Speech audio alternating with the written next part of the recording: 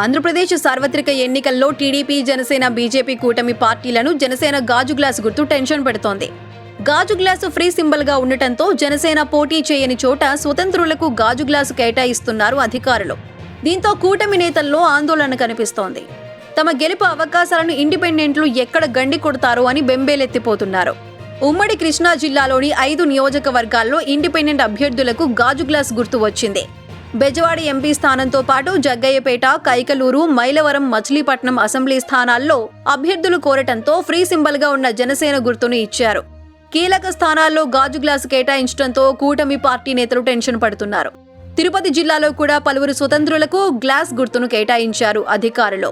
Srikalahasti independent అభ్యర్థి భాస్కర్ తీగలకు గాజు గ్లాస్ ఇచ్చారు. మదనపల్లిలో స్వతంత్ర అభ్యర్థి షాజహాన్ బాషాకు గాజు గ్లాస్ కోరటంతో ఆయనకు కేటాయించారు.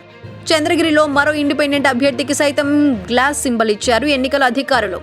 నగరిలో కూడా ఇండిపెండెంట్ క్యాండిడేట్ జయరామయ్యకు గ్లాస్ గుర్తు వచ్చింది. ఇక కడప జిల్లాలో 2 స్వతంత్రులకు గాజు గ్లాస్ సింబల్ దక్కింది. మైదుకూరు, కమలాపురం నియోజకవర్గాల్లో స్వతంత్రులు కోరటంతో గాజు సింబల్ కేటాయించారు.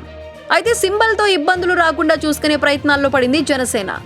కూటమిగా 10% పైగా సీట్లలో పోటీ చేస్తున్నామని ఈసీ దృష్టికి తీసుకువెళ్లింది. ఇతరులకు గాజు గ్లాస్ సింబల్ కేటాయించొద్దని విజ్ఞప్తి చేసింది. 21 అసెంబ్లీ, 2 లోక్సభ నియోజకవర్గాల్లో జనసేన పోటీ చేస్తోంది. మిగిలిన చోట్ల టీడీపీ, బీజేపీలకు మద్దతు ఇస్తోంది. ఫ్రీ సింబల్ జాబితాలో ఉండటంతో మిగిలిన నియోజకవర్గాల్లోనూ అభ్యర్థులకు గాజు గ్లాస్ గుర్తును కేటాయించారు. దీంతో కూటమి పార్టీలు ఆందోళన చెందుతున్నాయి.